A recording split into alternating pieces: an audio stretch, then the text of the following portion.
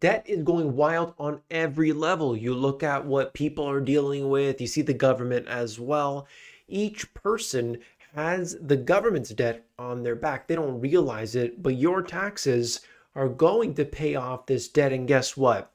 It doesn't matter how much tax you pay, 100% of your income still would not be able to pay off that debt. But we're going to talk about where this leaves us in the near future. You came here for the truth, so let me unveil that for you. We need to talk.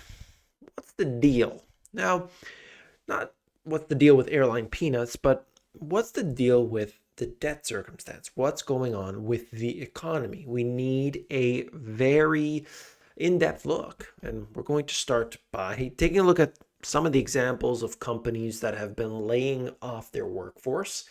There have been some, of course, that large percentages of companies that you would consider to be sort of a household name in their sector, they are laying off a lot of people. All right.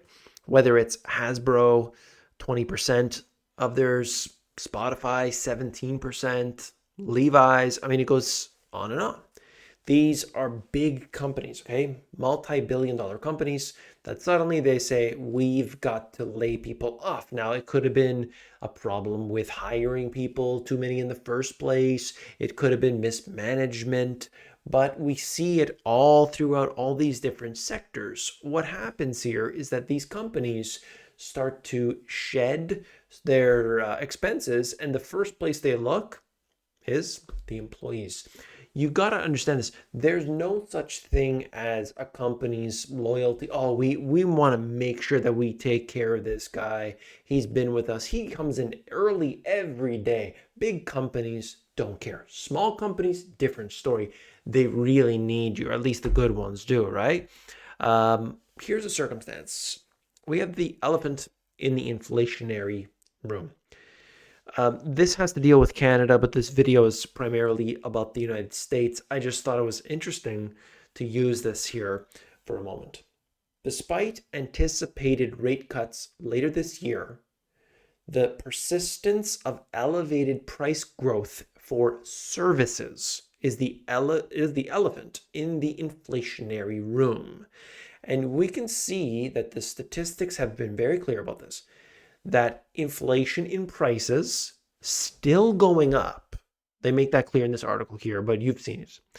So the prices are still going up, but where they are just unruly is in the services. And you know that when you go to get any service, whether it's your car, whether it deals with your house, somebody has got to fix the plumbing, so all of those services just go up and up and up and up. And that's a huge problem for, everybody, especially when it's something that you need. Something breaks and you need to make a call, and you gotta, look online. Okay, who do I got to call? I don't know anybody. Let me see here. Okay, that's what the price I'm gonna pay. Okay, fine. I need it fixed right away. And this is an issue. Yeah, you could do certain things on your own, but you're not an expert at everything. And this is where it comes into the preparedness aspect. There are certain things that most people, they're just oblivious to, but hopefully we can have some basics so that we're not reliant on everybody else all the time, okay? So it just shows us that with those services, you can see that prices can continue to elevate, and people might get stuck paying it, because if it's, for instance, the air conditioner breaks down in the middle of the summer, or the heater breaks down in the middle of the winter, there's only so much you can do. You might forego the movie theater, the restaurants. You might not even use your car. You might just take public transportation if that's what you need to do. But when there's something serious, you got to get it done. So certain services, they have been pushing the envelope, and it has been something that has really been a strain on people's budgets. You've seen that, and please let me know in the comments below if you do agree with this. Prices still up, inflation still rising in that regard, but the services are where people are getting the 1-2 punch as it relates to this. U.S. national debt on course to double. Okay, let me read that again. U.S. national debt on course to double in just 8 years. 8 years. You think it's bad now? In 8 years, it's going to be twice as high. You remember 8 years ago? Wasn't that long ago? And imagine the debt being twice as high now. It's ridiculous. Of course, $1 trillion increase every 100 days, but that is at the current trajectory. We know something about this and that it actually gets worse over time. So the expectation should be that it will double in less than 8 years. That's crazy. And look, it's not going to stop. It's not going to, there's not going to be, you put somebody else in place there. Let's get a new president. Let's get a new prime minister. Let's get some, new people in the top levels of government. And we're going to bring that debt down. No, the debt doesn't stop. The debt will always get worse. And that's the question that people, need to start thinking about, which we'll talk about at the end. What happens here as a result of debt going crazy? Of course, there are ramifications to debt going too high, even if you are the United States. Surging cost of U.S. government debt, interest cost control by the Fed. Here we have a U.S. Treasury interest payments, crazy, but they're $1.1 trillion. And that just shot up like crazy. All right. Now, especially in the last little while, you could see that is basically just a hockey stick. Gone straight up. $1.1 trillion worth. Okay, now let me make sense of this. Oh, the debt doesn't matter. In a sense, yes, it actually does matter a lot. Don't let those liars, I should say, tell you that it doesn't. Look at this. Your roads, infrastructure, healthcare, everything that you need, or the government is basically robbing from you to then pay back to you in terms of services and things. The interest gets paid first. The interest will be paid, and there's a chance that a certain service will be cut from you. In fact, they do this all the time. If you look around, your healthcare, you used to get that thing as part of healthcare. Yeah, we don't do that anymore. Let's slice that off, put it off to the side. Piece by piece by piece, they take it away. This has been noted in Canada primarily. I've seen it, but of course it's everywhere. They slowly but surely cut. They used to repave those roads every 5 years. Then it's every 6 years. They used to fix the potholes every 5 years. No, now it's 7 years. Just examples, right? Like these are the things that happen, but it happens so slowly that you can't really pinpoint exactly what's going on. But this is what occurs. And by the way, they spend more than they did before, but those services, they'll cut them. That's what's happening here. The debt doesn't matter. No, the number doesn't matter. You can continue to add up debt, add it up all the way, but know who gets the benefit of it. Look at this. $21 trillion. Am I reading this correctly? $21 trillion of T-bill issuance in the past 12 months. Like, I had to triple check that. Like the government, what they do is they basically say, okay, we need to spend some money. Let's, package up our debt is essentially what they're doing. And then they sell that off to an investor. Okay, that's kind of the simple way to look at it. We want to spend money. That issuance here allows them to pay for that. Okay, that's how it's done. And as long as you have an investor coming in, no problem. Not an issue. Okay, there's just one problem though, and that is what happens when there's too much of issuance. That's where this all begins. There isn't, like if they were to triple that, for instance, there may not be enough appetite for it unless they increase the interest rate on that. When they do so, you're the one who has to pay that back.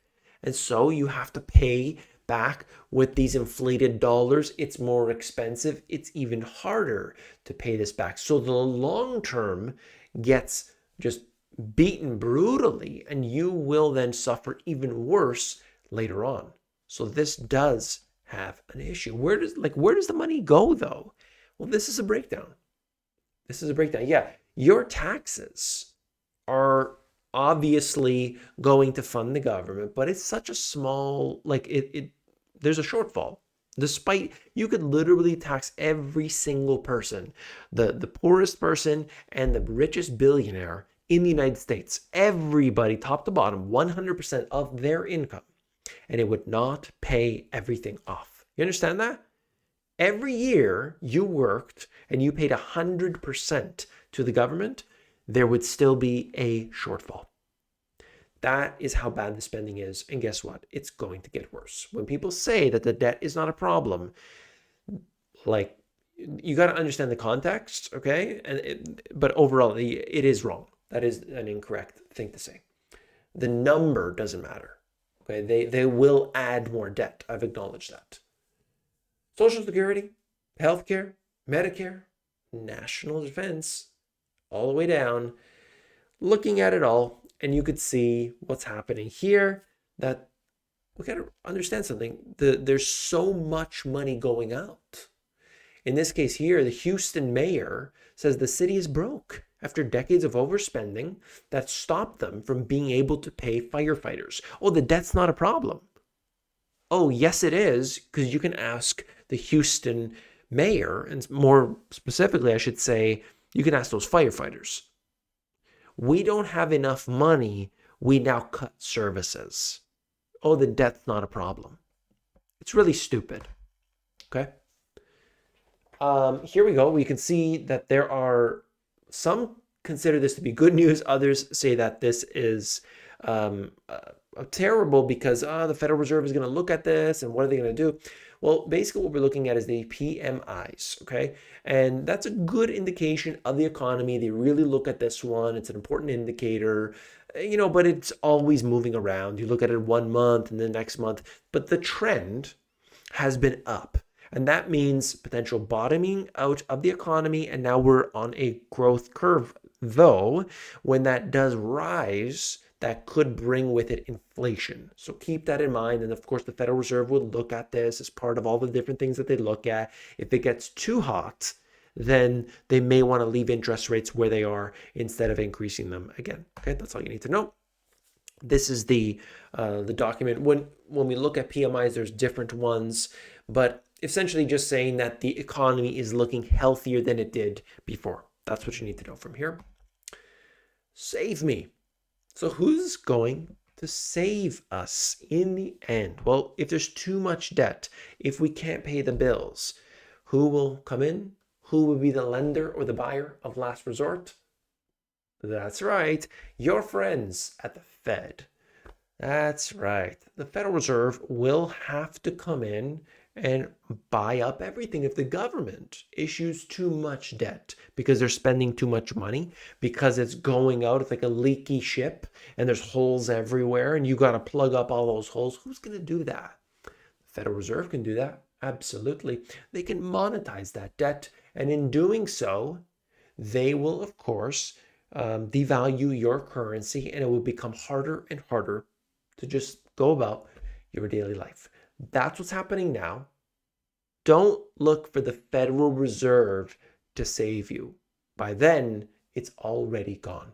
What you need to do is, number one, go to, if you haven't read my books, just go to my playlists on YouTube and you can see tons of free information. I would highly recommend you doing that. And of course, for those who really actually want to be able to just say, okay, just let me know what's going on. I spend 2 hours every single Friday, 2 hours every single Sunday, and often goes beyond that, where I get into the nitty gritty, giving people in a Zoom, very small Zoom classes on each day where we get into the depths of this all. I'm talking Friday's session, we get into the Finance Friday. We're looking at specific stocks. We are looking at how the actual financial system works. I prepare a presentation that we go through the last anywhere between 30 minutes and about an hour. Then we go Q&A, all look at the charts, everything you need to know. On the Sunday session, I teach people who have already, this has happened, where I went from the very beginning stages all the way through to people actually starting their online businesses, happening now, right here and now. This has been the number one thing that, where as I, dwindle down the amount of videos that I'll be doing in a little while, that I will still be doing that, putting even more attention on that. So if you want to be a part of it, link is at the top of the description, themoneygps.com/live. I hope that you will be a part of that. We have a great group of people. I want you to be one of those. Hit that thumbs up button on the way out. Don't forget to do that because it supports the channel and lets the algorithm know that this is a good video. I want to see you back here tomorrow. Take care.